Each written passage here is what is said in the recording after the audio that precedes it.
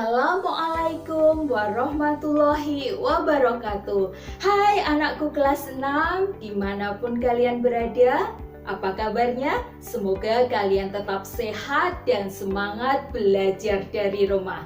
Pembelajaran SD Kota Semarang semakin hebat. Anakku, bersama Bu Titin, kali ini kita akan belajar tema 7, subtema 1, pembelajaran 3 dan 4. Namun sebelumnya Ibu tak lupa mengingatkan kalian untuk selalu patuhi protokol kesehatan pencegahan COVID-19, yaitu memakai masker dengan benar, rajin mencuci tangan, dan menjaga jarak. Sebelum kita belajar, alangkah baiknya kita berdoa terlebih dahulu. Dengan demikian, semoga ilmu bermanfaat untuk kita. Berdoa mulai. Selesai. Terima kasih. Pada pembelajaran kali ini diharapkan kalian dapat mengidentifikasi unsur-unsur pokok dalam sebuah pidato dengan benar. Yang kedua, dengan membaca diharapkan kalian dapat mengidentifikasi nilai-nilai ketuhanan dengan benar. Yang ketiga, dengan membaca kalian dapat menjelaskan nilai-nilai yang terkandung pada sila kedua Pancasila dengan benar. Yang keempat, kalian diharapkan dapat mengidentifikasi nilai-nilai kepemimpinan yang baik dengan benar. Yang kelima, dengan mengamati, kalian diharapkan dapat mengidentifikasi peran Indonesia di ASEAN dalam bidang ekonomi dengan benar. Dan yang terakhir, dengan mengamati, kalian diharapkan dapat mengidentifikasi peran Indonesia di ASEAN dalam bidang politik dengan benar. Baiklah, simak baik-baik ya anakku. Anak-anak yang Ibu banggakan, mari kita buka buku tema 7 halaman 22 dan 23. Kita baca teks tentang Pak Abdi berikut ini. Dari teks ternyata dapat kita ketahui ada naskah pidato yang disampaikan oleh Pak Abdi dalam rangka memperingati kemerdekaan Indonesia. Tahukah kalian apa saja unsur-unsur pokok dari sebuah pidato? Hebat! Unsur pokok sebuah pidato terdiri dari 5 bagian utama, yaitu salam pembuka, kemudian pendahuluan, biasanya berisi ucapan syukur kepada Tuhan dan juga terima kasih atas kedatangan hadirin. Yang ketiga, inti atau isi permasalahan yang kita sampaikan. Yang keempat adalah penutup, merupakan kesimpulan dari isi yang kita sampaikan. Dan yang terakhir adalah salam penutup. Tibalah sekarang kalian mengidentifikasi dari teks tadi tentang apa saja yang termasuk unsur-unsur pidato yang Ibu sampaikan tadi. Semangat ya! Anak-anak yang Ibu cintai, dari teks Pak Abdi tadi juga kita dapat mengambil dan mengidentifikasi nilai kepemimpinan yang ditunjukkan oleh Pak Abdi, yaitu religius dan toleransi.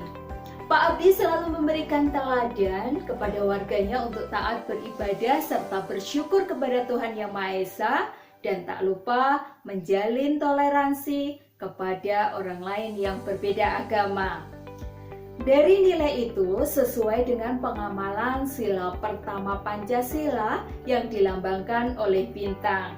Adapun nilai-nilai dari ketuhanan, yang pertama adalah percaya adanya Tuhan Yang Maha Esa.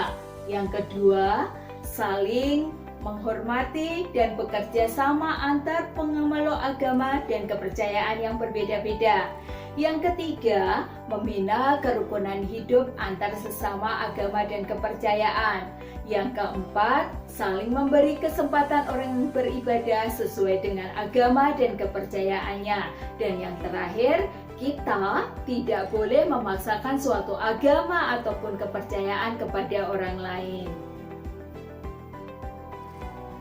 Anak-anak, Ibu juga mempunyai teks yang kedua yang kalian bisa baca pada buku tema halaman 31 dan 32 yang berjudul Hebatnya Dokter Kami. Dari teks tersebut, kalian dapat mengetahui sikap kepemimpinan yang ditunjukkan oleh Dr. Rana. Yang pertama, dedikasi. Beliau mau kembali ke desanya demi membangun kampungnya.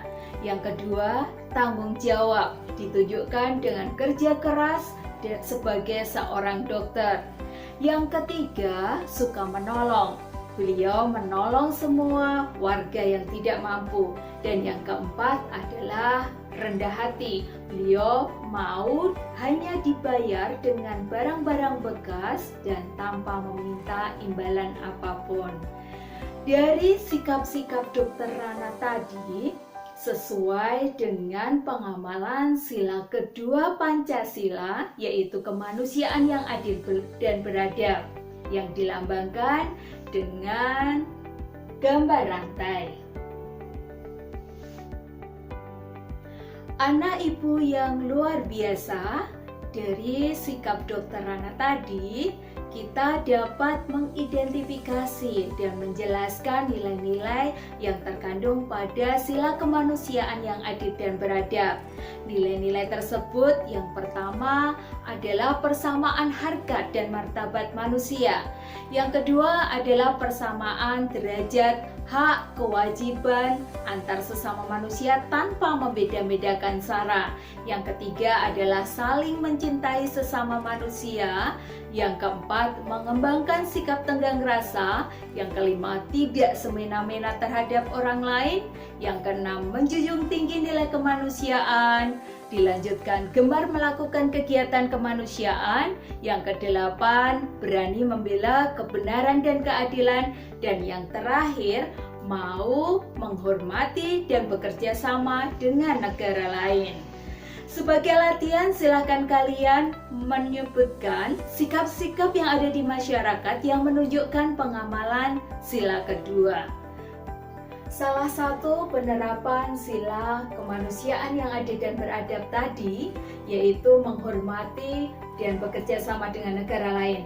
Hal itu juga sudah dibuktikan oleh Indonesia melalui kerjasama dengan negara lain. Mari kita amati peta berikut ini. Peta ini adalah peta negara Asia Tenggara. Negara Asia Tenggara terdiri dari 11 negara. Mereka membentuk kerjasama regional yang bernama ASEAN pada tanggal 8 Agustus 1967 berdasarkan deklarasi Bangkok yang dihadiri oleh 5 menteri luar negeri pendiri ASEAN. Sayang sekali, sampai saat ini baru 10 negara yang menjadi anggota ASEAN kecuali Timor Leste.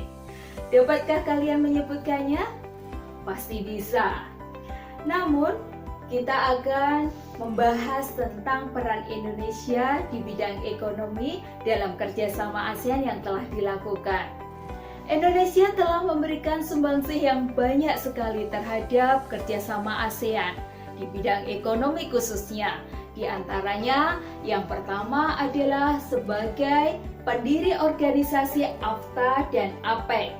Yang kedua, melakukan kerjasama perdagangan bilateral dengan negara-negara ASEAN.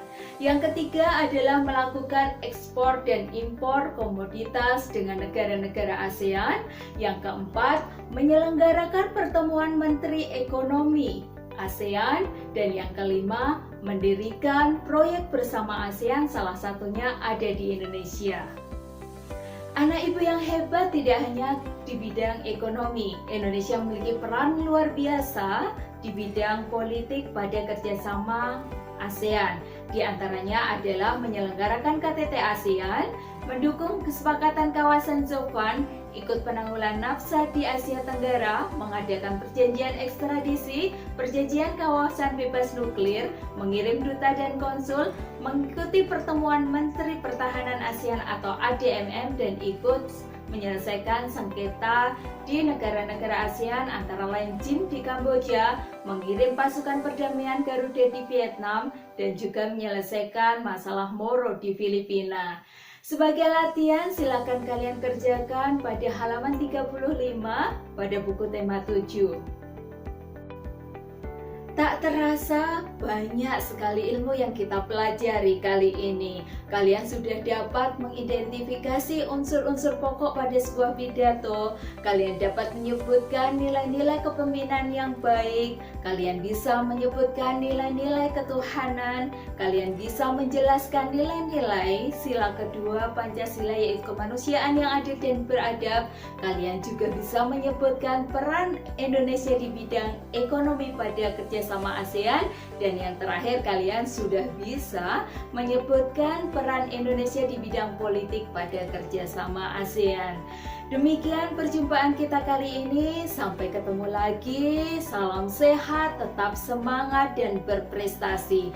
Wassalamualaikum warahmatullahi wabarakatuh.